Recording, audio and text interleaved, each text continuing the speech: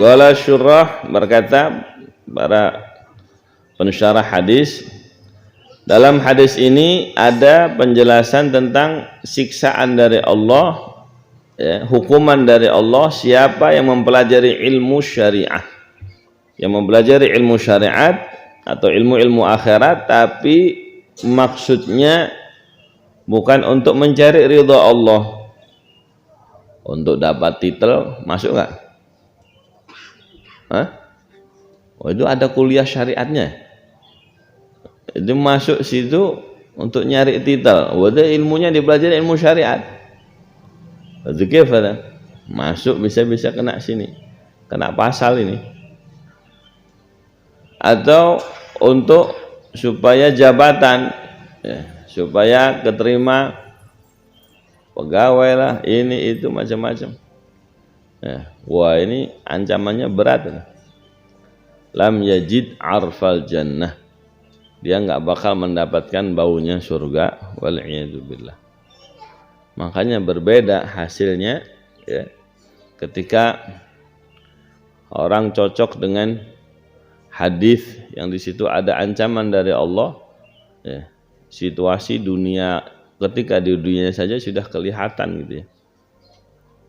Hawa-hawa majelis surgawi sama hawa majelis yang di situ tidak sesuai dengan ridha Allah Subhanahu wa taala. Ridhonya Allah pun enggak turun di majelis tersebut, walaupun kelihatannya banyak. Di akhir zaman Rasulullah SAW menjelaskan, yusalluna fil masjid nahwa alaf wa ziyadah, mereka kadang-kadang sholat di masjid 1000 orang lebih, walaysa fihim mu'min, tapi satu pun enggak ada yang beriman. Wa illa muslimun, mereka muslim semua, tapi untuk mencapai derajat iman aja nggak nyampe, apalagi derajat ihsan. Nah, karena orang yang beriman itu apa? Di antara cirinya, aballah ayyarzuqa abdahul mu'min illa min haitsu la yahtasib. Allah nggak mau memberi rezeki orang-orang yang beriman kecuali dari jalan yang tidak diduga-duga. Nah, ini sudah bisa diduga nih. Wah, saya ngisi pengajian nih, entar lagi mah panitia mah pengertian. Bisa diduga nggak kalau gitu? Hah? Bisa diduga ya? Saisi-isinya bisa diduga coba. Hah? Zikir? Ada musibah aja apa kayak gini, dunia persilatan kayak gini? Masya Allah. Makanya gimana caranya kita nyelamatin, ya, para asatid kita, bikin sistem lah yang jangan sampai beliau-beliau ini ngajar akhirnya menduga-duga. Akhirnya nggak naik derajat mukmin akhirnya. Gitu. Ini jangan sampai kita membuat kesalahan kolektif, ya. Tidak memberikan sistem yang baik gitu ya.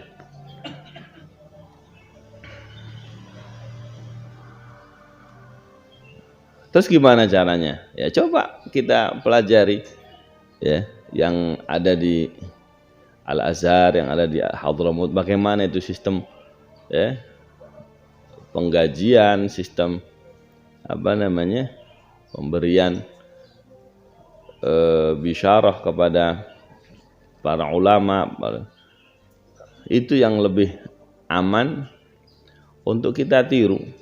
Kalau enggak akhirnya masjid-masjid umat Islam, ya, musola, madrasah, karena enggak mengerti sistemnya para ulama, akhirnya ustadz yang ngajar ke situ, justru dijadikan untuk tujuan mencari duniawi. Bahkan di Hadramut masyayikh kita sering, ya, mengingatkan, kalau di sini nggak ada seorang digaji gara-gara ngimamin, gara-gara adzan, itu nggak ada. Akadnya gimana? Akadnya untuk ngegelar tikar, untuk ngidupin matiin lampu. Jadi imam masjid itu yang bagian gelar tikar. Bayangin coba. Kalau yang lain misalnya yang bagian adzan untuk ngebersihin kamar mandi, toilet gitu. Wah, nggak nyampe kalau kita. Ya, gengsinya minta ampun kayaknya. Tapi karena menjaga agar ibadahnya bersih dari niatan-niatan yang ada ancaman dalam hadis tadi, itu kalau di sana dipraktekinya seperti itu. Ya. Kalau itu memang boleh diupahkan, diujrohkan. Amma yang berkaitan dengan ilmu syariah, berkaitan dengan ibadah, itu tidak ada akadnya. Tidak ada. Yang repot itu kalau acara kayak Ramadan kayak gini. Itu kejadian. Amplop yang buat guru ngajar ketuker sama yang bagian jaga sendal. Wah, rame itu. Yang jaga sendal mah diem aja, alhamdulillah rezeki anak soleh.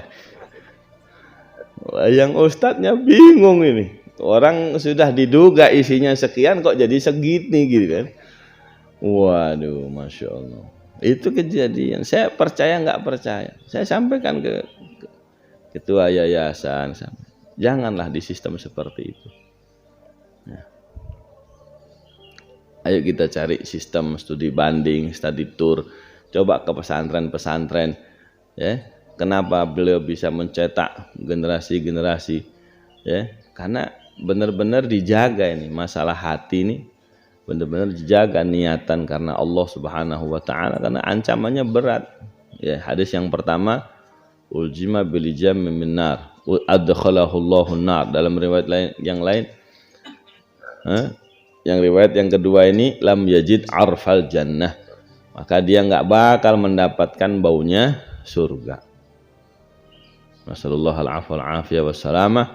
Moga-moga Allah meluruskan niatan kita, niatan semua santri-santri ya, jamaah yang ngaji, para masyayikh kita, para asatidz kita doakan moga-moga Allah menjaga hati-hati beliau, meluruskannya, membersihkannya insyaallah.